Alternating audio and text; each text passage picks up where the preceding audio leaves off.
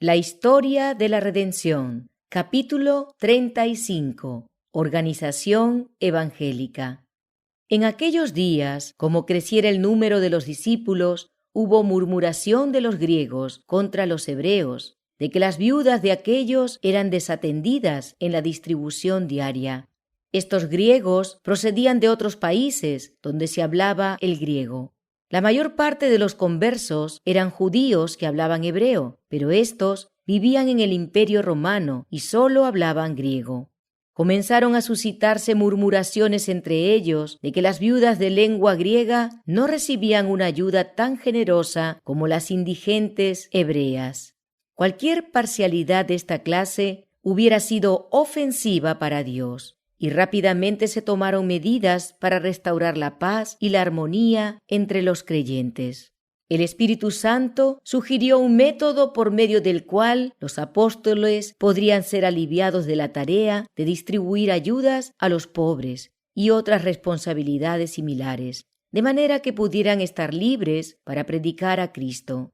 Entonces los 12 convocaron a la multitud de los discípulos y dijeron: «No es justo que nosotros dejemos la palabra de Dios para servir a las mesas.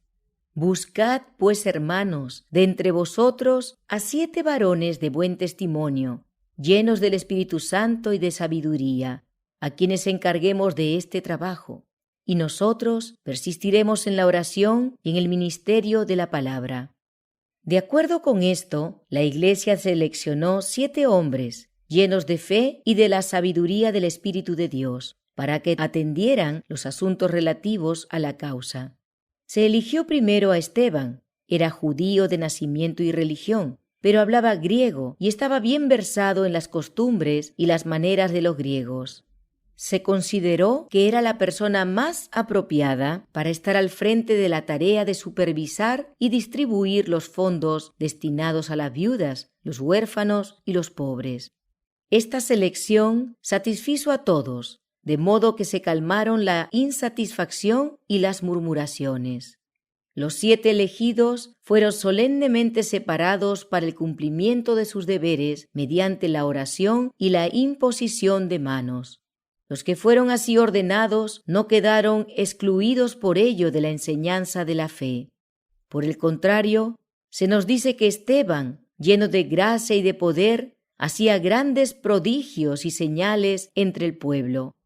Estaban plenamente capacitados para dar instrucción con respecto a la verdad. Eran también hombres de juicio sereno y discreción, bien calculados para tratar casos difíciles de pruebas, murmuraciones o celos. La elección de estos hombres para que trataran los asuntos de la Iglesia, de manera que los apóstoles quedaran libres para llevar a cabo su tarea especial de enseñar la verdad, recibió en gran medida la bendición de Dios.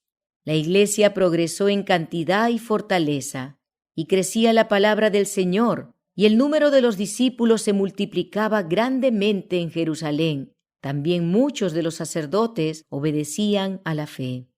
Es necesario que el mismo orden y sistema se mantengan en la Iglesia ahora, como en los días de los apóstoles.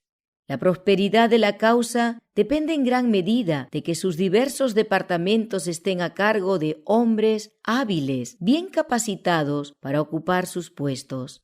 Los elegidos de Dios para ser dirigentes en su causa, para supervigilar los intereses espirituales de la Iglesia, debieran ser aliviados, tanto como resulte posible, de los cuidados y perplejidades de naturaleza temporal. Los llamados por Dios para ministrar en palabra y doctrina debieran disponer de tiempo para la meditación, la oración y el estudio de las Escrituras. Su fino discernimiento espiritual se embota cuando se explayan en los detalles menores de los negocios y tienen que ver con los diversos temperamentos de los que participan en las actividades de la Iglesia. Es adecuado que todos los asuntos de naturaleza temporal sean sometidos a la consideración de los administradores correspondientes para que les den el curso conveniente.